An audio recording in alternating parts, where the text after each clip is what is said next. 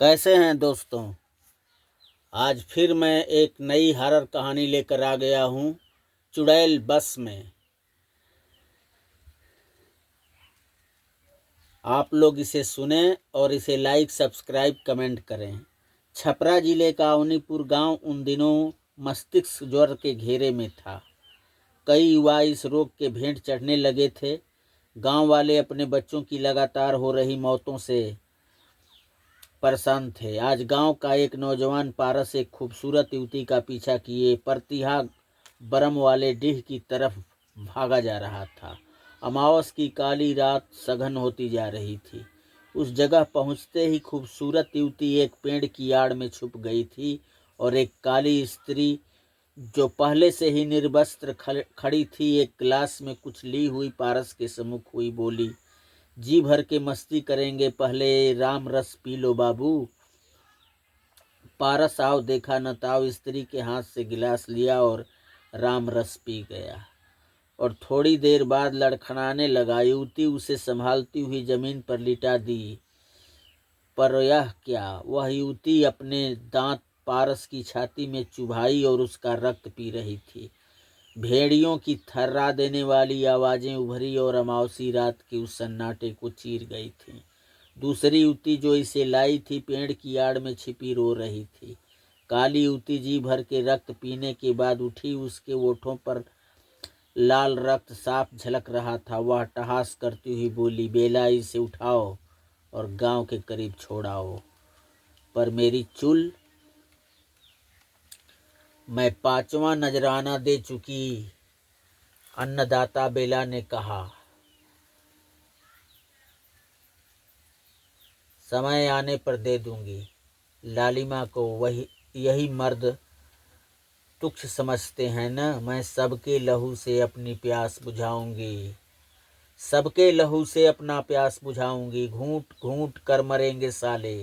चल ले जा इस छोकरे को और गांव के करीब रखा इस छोकरे की लाश को। और बेला पारस को अचेत अवस्था में ले गई और गांव के करीब छोड़ आई। 2 ही दिन तो जी सका बेचारा, लेकिन एक बात चौंका देने वाली थी कि मरने से पहले ज्यादातर बच्चों के शरीर पीले पड़ गए थे, जैसे उनके शरीर का खून कोई चुड़ैल पी गई हो। आगे बेला, तू तो जानती है मुझे हर रोज एक मर्द की तलाश रहती है, काली कलूटी युवती ने कहा। आप तो जानती हैं अन्नदाता, गांव वाले सचेत हो गए हैं। रोज रोज हो रही अपने बच्चों की मौत से मैंने अपने खूबसूरती के जाल में फंस कर कई युवाओं को पेश किया आपके लिए, लेकिन अब वे लोग अपने बच्चों को सूर्यास्त के बाद कहीं जाने नहीं देते। मैं विवश हूँ, बेला ने कहा। याद रख बेला, अगर मुझे आज की रात कोई खूबसूरत जवान युवक नहीं मिला तो मैं भी तेरे प्रति अपना रवैया बदल दूंगी। फिर तू उम्र भर तरसती रहेगी अपनी पूर्व का शरीर पाने के लिए। वह प्रेतनी की तरह दिखने वाली काली कलूटी युवती बोली। नहीं नहीं अन्नदाता, आप ऐसा न करें, रहम खाएं हम पर। आपका कहा सिरोधार्य होगा मेरे लिए। बेला डर से कांपते हुए बोली। ठठाकर हंसते हुए वह काली कलूटी युवती बोली, ए हुई न बात। लालिमा नाम है मेरा। रूठ जाऊं तो किसी की जिंदगी घोर कालिमा में डूब जाती है। बेला नौजवान की तलाश में चल दी, मगर बेला लालिमा है कौन? लालिमा अवनीपुर के माझी परिवार से ताल्लुक रखती थी। वह जवान हुई मगर उसकी बदसूरती ही उसकी शादी में अड़चन पैदा कर रही थी। खेमू माझी उसका पिता माझी बिरादरी में सबसे संपन्न व्यक्ति था। पैसे की बदौलत वह लालिमा की शादी पास के गणेशीपुर के एक गरीब माझी परिवार में कर डाला। लेकिन लालिमा के दाम्पत्य संबंध पति से अच्छे न रहे। पति उसके पास जाता ही न था। वह 1 साल बाद अपने गांव आई। उसने सुना गांव से बाहर प्रतिहाबरन के स्थान पर कोई तांत्रिक रहता है जो अमलियात के चीज़ों का जानकार है। वह आधी रात को तांत्रिक के पास वहां गई। वहां एक हवन कुंड में प्रज्वलित अग्नि जल रही थी। तांत्रिक, जिसकी लाल सुर्ख आंखें थी, काले चेहरे पर लंबी दाढ़ी, गले में नरमुंड कपालों की माला थी। किसी देव के प्रति मंत्रों उच्चारण करता बीच बीच में राल अक्षत से हवन कर रहा था। अधत्तबीर कुंकरा जगा दे तू ये धरा, प्रसन्न हो के आ जरा मैं रक्त दूं तुझे चढ़ा। तभी लालिमा बदहवास वहां पहुंची और बाबा के चरणों में गिर पड़ी। घोर अत्याचार तुझ पर हुआ है, तेरा पति पापों का अधिकारी बन गया है, तू उसके पापों को अपनी शक्ति से धो सकती है। बोल, जो तांत्रिक चेष्टा लाल कहेगा वह करेगी। तांत्रिक दहाड़ उठा। बाबा, मैं वो सब करूंगी जिससे मैं दोबारा अपने पति का प्यार पा सकूं। लालिमा ने कहा, बेटी, यह है चुड़ैल साधना, मेरी सिद्धि की सबसे हसीन निधि, जो एक बार सिद्ध हो गई तो तू कोई खूबसूरत से खूबसूरत चीज मांगेगी, वह फौरन लाकर पेश कर देगी। मुस्कुराते हुए तांत्रिक बोला, बाबा, मैं यह सिद्ध करने के लिए तैयार हूँ। लालिमा ने कहा, पर याद रहे, ज्यादा लालच में मत पड़ना, उसे कभी तकलीफ न देना। तांत्रिक बोला, कैसी लालच बाबा? लालिमा बोली, जैसे उसे अपना आराध्य न समझकर दास बनाने की कोशिश। तांत्रिक बोला, यह कैसे हो सकता है बाबा? लालिमा बोली, हो सकता है। चुड़ैल के अस्तित्व का सबसे नाजुक पल होता है उसकी चूल काट लेना।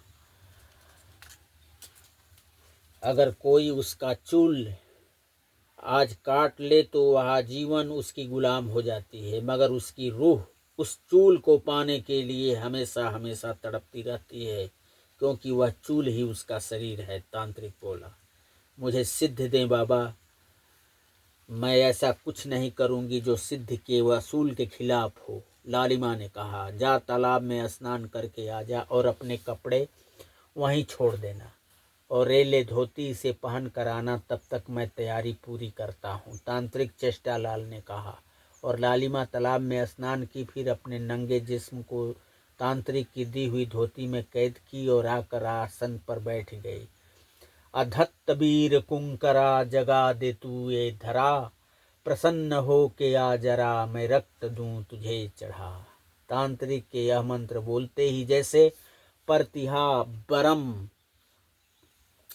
की जमीन में भूचाल सा आ गया हो। एक तेज हवा का झोंका हवन कुंड की प्रज्वलित अग्नि को और दहका गया था।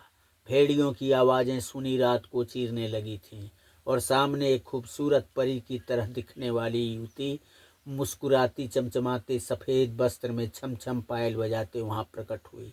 तांत्रिक बोला, तो आज से यह देवी तुझे सिद्ध हुई, अब इसे माल्यार्पण करके अपनी सखी बना ले।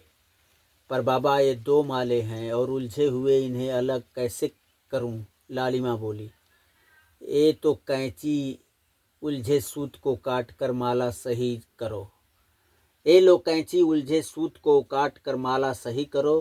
तांत्रिक कैंची लालिमा के हाथों में थमाते हुए बोला। लालिमा माले के उलझे धागे ठीक की और कैंची को अपनी मुट्ठी में छिपाए आगे बढ़ी। चुड़ैल के गले में माला डालते वक्त ही उसके चूल को काट ली और खौफनाक चुड़ैल के मुख से एक भयानक आर्तनाद का स्वर उभरा और उस अंधेरी रात के सन्नाटे को चीर गया और वह चुड़ैल अपनी असली अवस्था में आ गई। एक खौफनाक चुड़ैल थी वह। उसके लंबे रक्त सने दांत मुंह से बाहर को आ गए थे।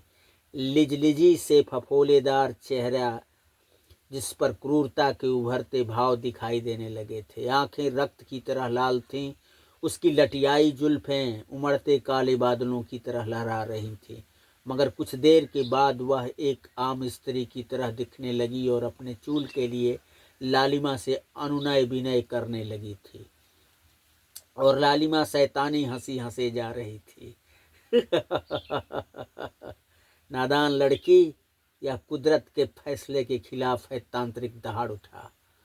तांत्रिक वहीं खड़ा रहा, आज मैं यही शैतान भी हूँ। तांत्रिक वहीं खड़ा रह, आज मैं ही यहाँ शैतान भी हूँ और हर नामुमकिन को मुमकिन करने वाली भगवान भी हूँ। लालिमा जोर जोर से हंसे जा रही थी। तांत्रिक आगे बढ़ा लालिमा से चुड़ैल की चूल लेने के लिए। तभी लालिमा वहां गड़ा तांत्रिक का त्रिशूल उठाई और तांत्रिक के सीने से पार कर दी।